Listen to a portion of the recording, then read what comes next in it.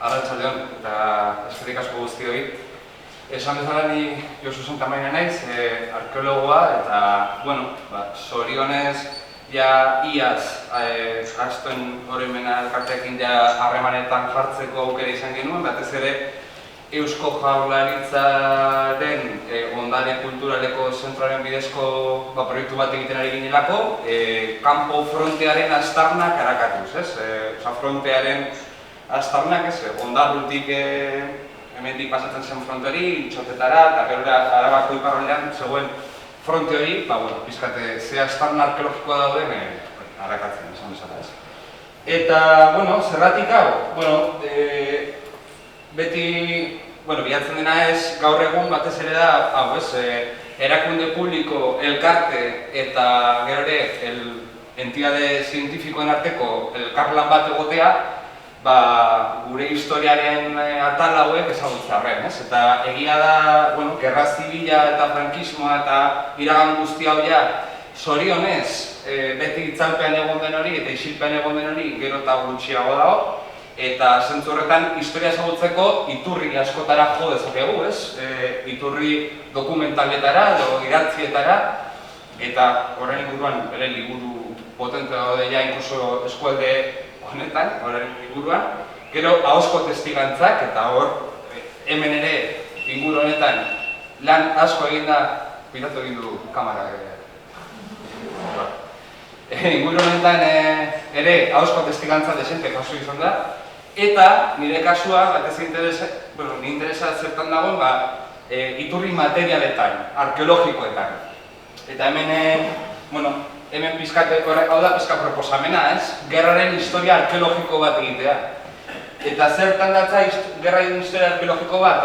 Behitu, egingo dugu pizkate, baldei begirako testuingururak eta historikoa, ez? Zergatik sortu zen fronte hau, baina batez ere fijatuko gara, aztarna materialetan, ez? Eta, oso labur egingo dut, ez? Bestela bakite, gerran historia berriro kontatzea zerotik, izango izatekela oso luzea, ez? Baina, estria bakigu, ez? Estatu kolpe bat egon zela, 26 ustaian, eta oso gora berezia sortu zela batez ere Gipuzkoan. Defentsa junta batzuk sortu ziren, hau da, botere politikoa zatikatu egin zen, hainbat defentsa juntetan, gero, erasoaldi bortitz hori eman zen altzaten partetik, eta gainera gerra eta represio dinamika bateratuak eman ziren, ez? Eta honora ikusten da arkeologikoki, zorionez, eta tamalez gaia tragikoa da, baina zorionez desente ikertu egin da Euskal Herrian honen inguruan, ez? Hau esaterako, hau da Donostian, 2009an, obra batzuen testuinguruan topatu egin zuten fosa bat. Puente de Hierro, hau da justo Donostiko sarreran martutenetik eta gurumeatik sartzakoan Donostira, hor batzuk egiten eta fosa hau topatu egin zuten. Horietako gorpu batean botoi hau topatu egin zuten. Hau, Arantzadiko ekipo forensea. Botoian zer irakurtzen da? SS, San Sebastian. Zergatik, fosa honetan zeuden hildakoa funtzionario municipalak zirelako. Udal, enplegu dunak. Eta hau zen, estatu kolpeak zer esan zuen, botere politikoarekin apurtu, errepublika suntxitu, baita, inkluso maila lokal batean ere. Horregatik, halako fosa topatu ditugu. Adibidez, Borrokaldiak, inkluso Donostiako kaleetan eman ziren, eta horregatik, gaur egun udaletxea den hori, tiroen bakekin ikusten dugu. Baina gerra ez zen bakarrik Donostiko kaleetan eman.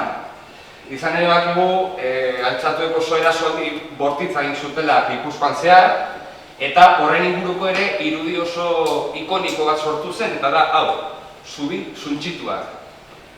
Puntu batean milizianok eta sortu berri zen Eusko Gudarostea, momentu horretan Azpeitian sortu zena, atzera egin zuten, eta atzera egite horretan zubiak suntxitu egin zituzten, ahalik eta gehien altxatuen erasoaldi hori horri frenoa jartzeko nolabait, ez? Honen inguruko adibidea ere arkeologikoki aztertu izan da, Plazakolako zubia, hemen ondoan dagoena, eta Kuat izeneko enpresa arkeologiko bat egon da hor lanean. Egon diren obretan kontrol arkeologikoa egiten. Eta ikusi egin zuten, topatu egin zuten nola urriaren lauean zubia suntsitu izan zen, eta gero nola 40ko hamarkadaren hasieran berrerekia izan zen autoritate frankistaren eskutik, ez? Horrela, fronte hau osatuz juntzen, ez? Ada pizkat ideia lokoarra. Nahiko fronte luzea, berez Espainia mailan edo Frente Norte edo iparraldeko frontearen parte izango zena, eta hau da batez ere ikertzen saiatzen garen edo saiatu garen, ez? Bilboko burdinesiaz aparte, ze hori. Bueno, eta gerra arduan, pixkanaka materializatzen da inguru honetan ere, ez? Eta gainera ikusten da nola, horren aztarna ditu oraindik gaur egun, Zerramendiko obikomunak, urte batzuk horietako bat exhumatu izan zena, Zelai eta Buruko lubakian topatutako gorpua, edo Morrekoko gurutzea, ez? Badaude hainbat elementu ja gerrako paisaia honen parte direnak. Edo, esateko, Jose Sagarna Apaiza fusilatu zuteneko, justo espazio hori nola gaur egun gurutze bat dagoen hor, ez? Gainera, justo Jose Sagarna Apaiza fusilatu izan zen frontetik oso hurbil, frontearen testuinguru horretan, eta horrek ere erakusten du nola altxatuen partetik gerra eta errepresioa dialektika berdinean parte ziren. Bi aurpegi, txanpon berdinean bi aldeak zirela, ez? Neurri handi batean. Eta, bueno, hau da pizkatlan arkeologikoaren sintesi bat, orokorrean. Puntutxo asko agertzen dira, eta puntutxo bakoitza izango zen fronte honetan topatu izan dugun posizio bakoitza. 200 gutxi, edo 210 inguru horretan dago kontua. 210 gerra posizio, hainbat aztarneekin, imaginatzen du, trintxerak edo lubakiak, bunkerrak, tunelak, babesleku izango zirenak, aldako espazioak.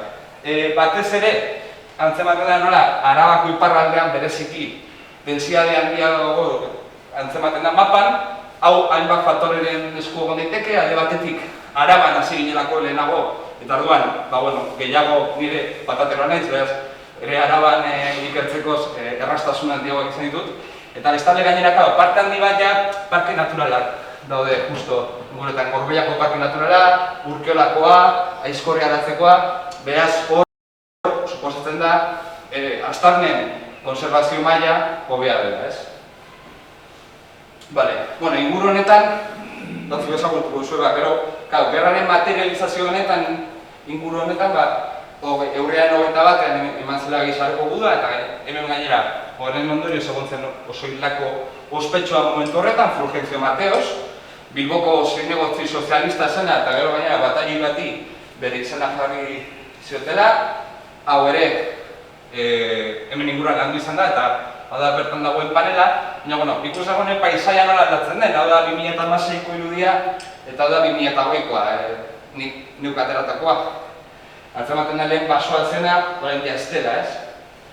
Beraz, hemen markin inguruan ez interesgarri ikusten nola egituratu zen, ez? Aparte, justo lerro frankista eta lerro errepublikanoz aparte, beste bigarren lerro bat eratu zela. Zergatik, neurri handi batean lurraldeak ere alaskatzen zuelako, hemengo frontea batez ere, hau da, kuenka hidrografikoa edo kontuan hartuz. Artibaieko bailararen arabera antolatzen da hemengo frontea, eta batez ere, normalean, ideala zena zen, justo, bi baiaren arteko mugan hor esartzea posizioak, ez? Vertiente edo alde bat eta bestea. Zoritxarrez, frankistek egindako erasoaldian, 1926ko urrian, Bizkaian desente sartu ziren, desente ezen beste, baina sartu egin ziren. Eta orduan, hemen inguruan, autoritate republikarrak neko posizioa gulean egon zitezkeen. Horregatik sortu zen, bigarren lerro hau neko berezia den, eta neko berezia da hainbat arrazoiengatik. Gainera ere, bigarren defentsa lerro hau garrantzitsua da gaur egun beste zerbaitengatik. Zergatik? Hobeto konserbatzen dela lehenengo lerroa baino. Naiz eta ikusiko duzu nola frankisten puntutxo urdinak, hau dira, aztarnak lokalizatu ditugun espazioak, lehenengo lerro errepublikanoan puntutxo gutxiago dago. Ez dago, inbeste, hemen gutxunek mokoa dago. Zer da, hemen ez zegoela posiziorik ez, hor posizioak zeuden. Baina, ez ditu lokalizatu, ez dugu aztarnarik ikusi. Gu behintzat, egongo dira, seguro, baina guk ez dugu lokalizatu. Bigarren defentsa lerroan aldiz bai. Puntutxo asko dago, aztarna desente konserbatzen dira.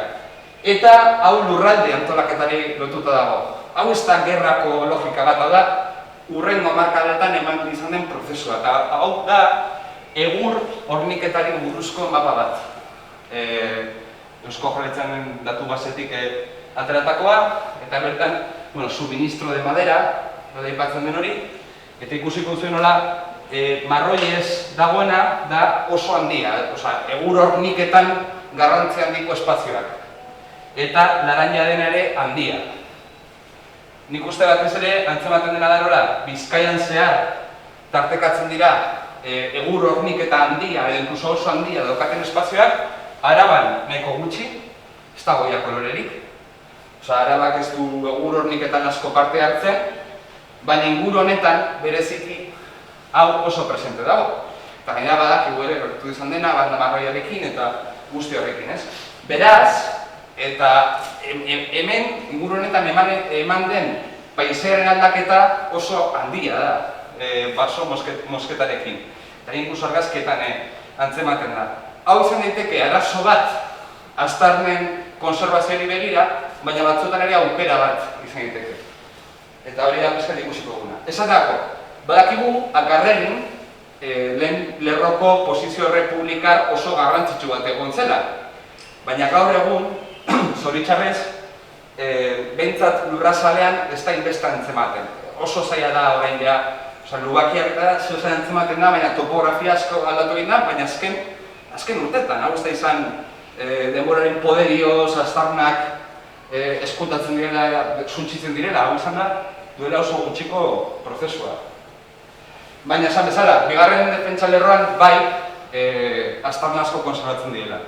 Neurri handi batean zergatik, badago elementu komun bat, hormigoizko egitura asko gintzielako.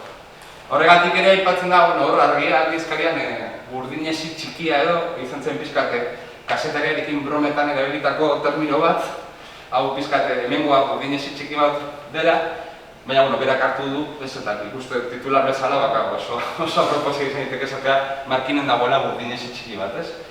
Bera den, bai, ikusten da, hormigoia benetan oso material estrategikoa zen garai horretan, parte handi bat Bilboko defensetara bidaltzen zen, arrazoi logistikoengatik, baina baita ere defensa logikoengatik, hona ekartzea zailagoa omen zen, gainera hemen, frontea bai hurbilago zegoela, baina hala ere, geratu zaigu, halako gotorlekuen katalogo nahiko potente bat.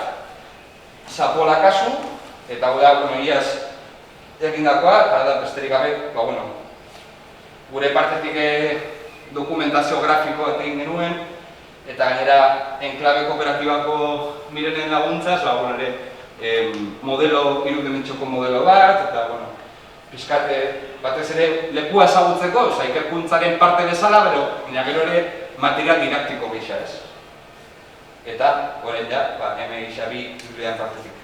Baldan, alorteko zuko azaldu pizkat zer dagoena ez, tontorrean halako babesleku modukoa dago, akaso observatorio bat toki bat, bintzat funtzioiek beteko zituen espazio horrek, gero balda bat izeneko bunkera, hau zen iaz ikusten zena, eta orain, esan bezala, baso mosketaena, izan daiteke kalte bat ondarerako, eta hala izan da, puntu askoretan, eta hori esan behar da, baina aldi berean aukera bada, batzutan egiturak ikusteko eta garaiko topografia hobetu ulertzeko. Edo baldabi holakoa zen iaz eta orain, baina oso egun itxusia zen, baina, bueno, inkluso, gero, hobeto ikusten da gara egun. Eta, Baldeiniko bunkerra, aipatu duela teilatua konserbatzen duen bunker bakarra, hemen, Iturretan, bueno, gaur egun nola ikusten den, claro, esan bezala, aukera bat daukagu ez, leku ulertzeko. Bueno, beraz, espazio txikian, gerra posizio errepublikar kanoniko baten elementu guztia ditugu. Trintxera, babeslekua, behatokia, metraiadorea bia, horrela izen hori daukate berez, estruktura hauek, eta, bueno, ibilbidearen parte izango dira, ez? Gero ere gainera, drone galdi bat egin da, batez ere dokumentazio kontuari begira, eta, bueno, horretik behar duako pizkatu gehiago. Eta jazteko, hainbat azterketa maila aplikatu daitezke, hainbat datu lortu ditzazkegu lan honen inguruan. Esateako, lehenengo eta behin, tipologiak edo, ez? Ze estruktura mota egin diren. Eta hau da, hori ikusiko dugun izango da, oso azkar, bunkerren katalogo bat. Ez da, igual, oso zeo-zer erakargarria dena a primera vista, ez? Bunkerren katalogo bat. Baina interesgarria da, ze gerrari buruz, pentsa ezakegu, bueno, gerra azkenan teknologia kontua da. Bata bestaren kontra, ean dituen arma bortitzenak, ean dituen defensa eraginkorrenak, eta norbaitek irabazten du. Ez bakarrik. Nire ustez, eta hortan dago ere ikerketa hildo bat, gerrako aztarnetan ere gerra ulertzeko moduak daude materializatuta. Gerraren inguruko ideologiak daude materializatuta nola doala. Eta hau antzeman daiteke inkluso estruktura hauetan, norbiluizko estruktura hauetan. Hemen, ikusten digarena da, ez bakarrik markinako bigarren defentsa lerroko estruktura batzuk, nolakoa diren, planoak, bezik eta inkluso aiaraldean, Burgoseko probintzian mugan ondoan, eta Urduñan dauden bunkerren planoak. Eta adibidez, San Pedro mendian bakago proiektu bat aspalditik, zenbotatako bunkerrak ere ereki egin ziren. Edo Zigoitian, Keture izeneko espazioan zenbotatako bunkerrak egin ziren. Adibidez, hau Usotegi eta hau Gorbeia mendiaren ondoan dago. 1000 metro baino gehiagora, eta da besterik gabe harako arresi moduko bat, ametraiadore bat jartzeko eta nahiko, ez? Ez dakit, berez, teorian, gari horretan bazen manualak halako estrukturak eraikitzeko. Baina zu, antzematu duzu hemen manualen bat jarraitu egin den edo? Ez dakit igual Ikeako altzariren bat montatu behar izan duzuen. Edo egurrezko kaseta bat montatu, gero inmergin erositakoen arabera. Ba hemen behintzat ez du ematen modelo bat jarraitu denik, ez? Hau definitzen duen hitz bat da aniztasuna. Osea, hemen ez dago formula bakarrik bunker bat egiteko. Hemen formula asko dago. Inkluso alako egitura dago, hau da, leguten gogera. Por cierto, dena daude proportzio berean, tamaina berean, eskala berean. Hau da legutian dagoen beste bat. Hau, metraiadora jartzeko espazio izango zen, eta hemen fusilekin bat tiro egiteko postuak. Zer gertatzen da altxatuen kasuan edo frankisten kasuan edo? Ba hemen ja bai nabaritzen da kuarteleko manuala jarraitu egin dutela pizka gehiago. Eta hemen bunker mota nahiko nahiz eta desberdinak izan ere, aniztasuna desberdintasun tipologikoak egon, egia daiak tamaina antzekoagoa dira, ikusten da ez, mota bat dago bi aldaeretan, eta gero beste mota bat bi aldaeretan, baina boniko antzekoa dira. Bestatzuk pizkatan diziagoak, bueno, en fin, marrazkitxoa dira, beste gabe, baina ikus daiteke, nola ez dago, hau egiten dugu artaren historia egiten da, Elizea romanikoekin edo gotikoekin, plantak aztertu eta begiratu nolakoak ziren eta bueno, bunkerren kasuan, ere ikusten da, badagoela frankisten partetik uniformetasun bat, halako zentzu militar ertsi bat, eta errepublikanen kasuan aniztasun handiago bat. Lurraldean pizkat egokitzen dira. Bueno, eta induzketa arkeologikoa, beste gabe, azaltzaren zertan datzen, eta horrela ere ezagutzeko pizkat nolako izango den prozesua, hau dira justo jarriko da adibidea da San Pedron garatzen dugun proiektu arkeologikoarena. San Pedron justo, hau Urduña da, justo Urduña gainean dagoen espazioa da, gudu zela izan zena bi aldiz, eta gainera batez ere defentsa posizio republikano bat izan zena, ez? Bueno, induzketan batez ere garrantzitsuena dena da, hori, bezala beti zuten dena, historiaren tarta honetan kapaz-kapa joatea, eta horrela ezagutzea bere evoluzioa, ez? Oda estratigrafia, edo registro estratigrafikoa, tartaren kapaz bereinak, tartaren kapaz bereinak kontatzen digute zer gertatu den hemen, eta gero bakoitzari zenbaki bat edo zenbat ematen zaio, eta gero saiatzen gara halako eskema bat osatzen zer gertatu den jakiteko. Gero ere laborategi lana egiten da, ateratako piezekin, pieza bakoitza erregistratzen da modu individualean, eta garbitu eta aztertu egiten da. Hauetako da San Pedron munizio kutxa bat topatu genuela, 281 kartutxoekin. Garbiketa lan egin izan zen hor, desente hori pizkate aztertzeko. Gero ere, munizioa berez ere informazioa ematen digu, eta hau da, kaskilloen atzean, bagazorroen atzeko partean, topatzen ditugun markajeak. Eta markajeetan, basaterako produkzioaren data agertzen da, fabrika, eta horrela bera egiz, herrialdea ezagutu dezakegu. San Pedroko adibide txiki bat, esateko da, bigarren sektorean, zen motatako kalibreko munizioa topatu dugun. Batez ere kasu honetan, Mauser 752. Baina gero ere, Mauser 7 mm, Mosin-Nagant, oda, sovietarra, Mosin-Nagant 752, eta Britainiarra 7. Kontua da, arma bakoitza kalibrea zeukala, eta normalean gainera munizioak ez zuela balio beste arma baterako, beste kalibre baterako. Eta beti bilatzen zen, ahalik eta estandarizatua izatea. Eta frankistek bai lortu zutela. Normalean, Mauser Espainiarra edo Alemaniarra izan zuten, bi kalibre. Baina behitu errepublikarren kasuan. 4 kalibre diferente topatzen ditugu espazio berean. Eta demagun heltzen zaizula munizio kutxa bat, eta kalibre batekoa eta zurokasun arma beste batekoa da, hor konpon. Eta hori zen arazo logistiko bat.